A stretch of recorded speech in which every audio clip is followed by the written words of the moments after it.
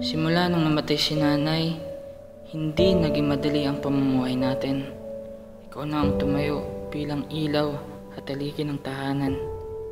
At ito ang naging dahilan ng labis mong pagkapagod.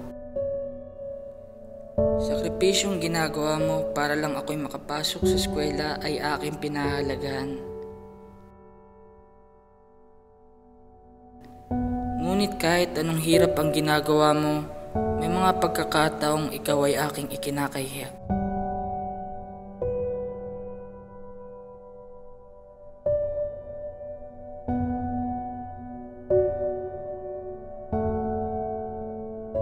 Tuloy ang kayod mo upang matustusan ang aking pangangailangan.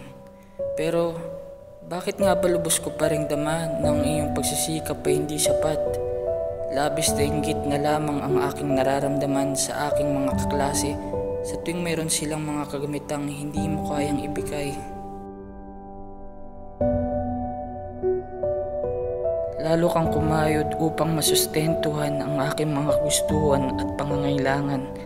At sa paglipas ng panahon, tila bakas na sa iyo ang mahabang taon ng pagsasakripisyo.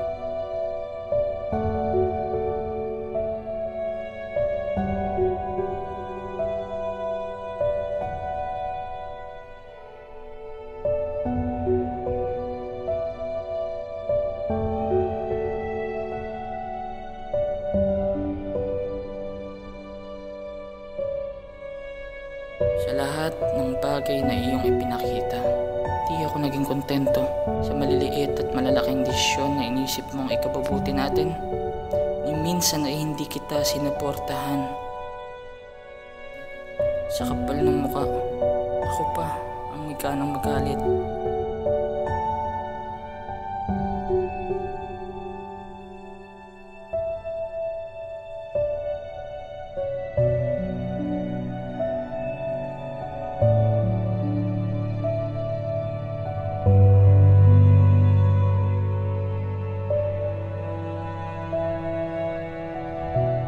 Tuluyan nang lumaki ang aking ulo nang ako'y gumawa ng mga bagay na salungat sa iyong gusto.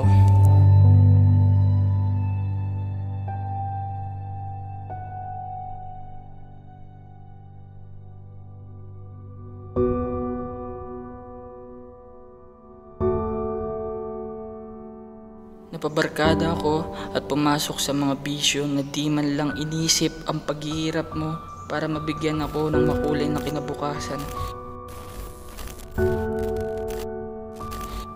Uminom,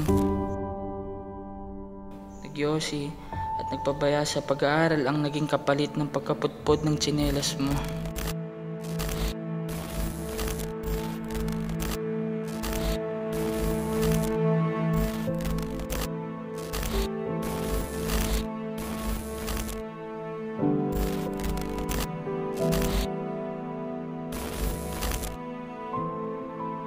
Humanap ako na makakaunawa at makapagpapasaya sa akin.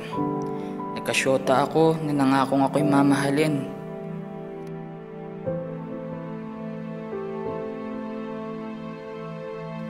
Sa labis na kaiisip sa sariling kagustuhan, kay aking naligtaan at pinagpalit ang iyong tiwala para sa isang gabing kasiyahan. Kay aking dinamay sa isang responsibilidad na hindi ko kayang panghawakan.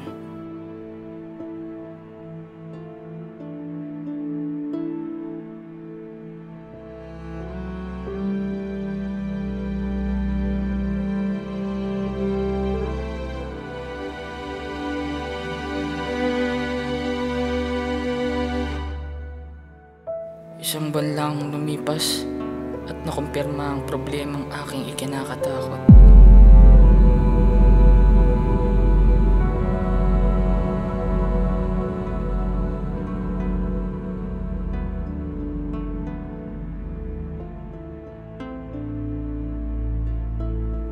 Utak ko'y tila basong hindi napupuno sa dami ng iniisip. Pag-iisip sa nagawang hindi pinag-isipan, na ngayon pinagsisisihan.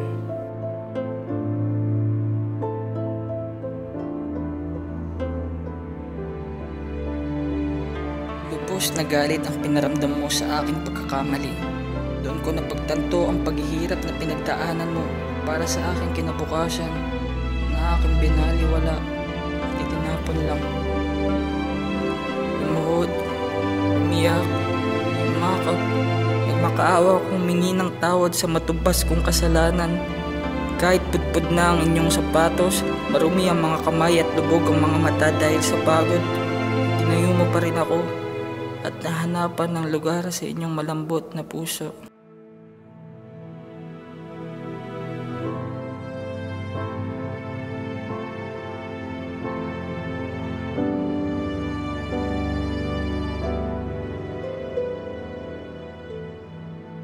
Ilan ang buong buhay sa pamilya, yan ang natutunan ko sa'yo. Mahalin ang bawat pagkakamali at huwag na huwag itong bibitawan. Matutong magmahal kahit ito'y sandali lamang, dahil sa lahat ng tao sa mundong ito, pamilya ang hindi nang iiwan.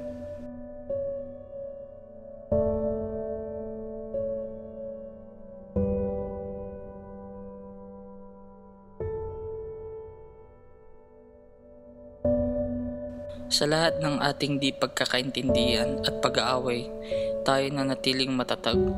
Dahil sa'yo, ako'y nagbago at ugali naging kanais-nais.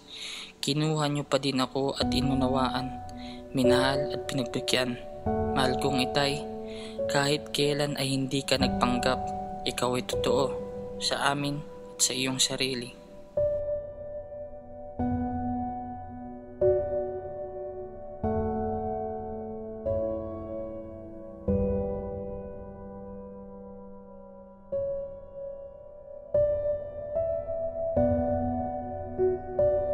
Ganitong buhay pala ang iyong pinangarap, kasi ay tumataginting habang ikaw ay kasama. Laking utang na loob ko sa iyo dahil sa lahat ng ibinigay. Mahal kong Itay, ako ay iyong binuhay.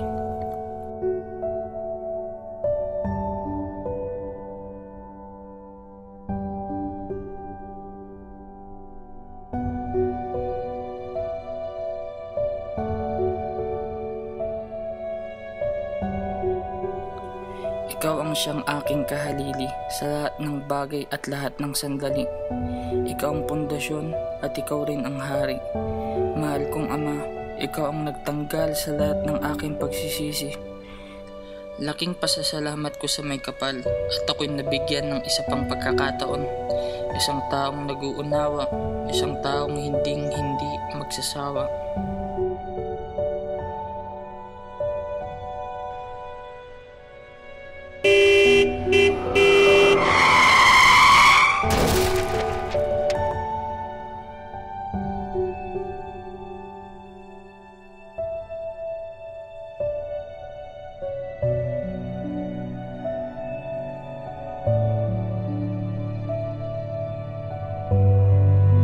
Di ko akalain kay mawawala. Kay tagal kong hinintay na maging masaya sa iyong piling Itay. At sa kaganapang ako'y maligaya, ngayon naman ay mawawala ka sa isang iglap.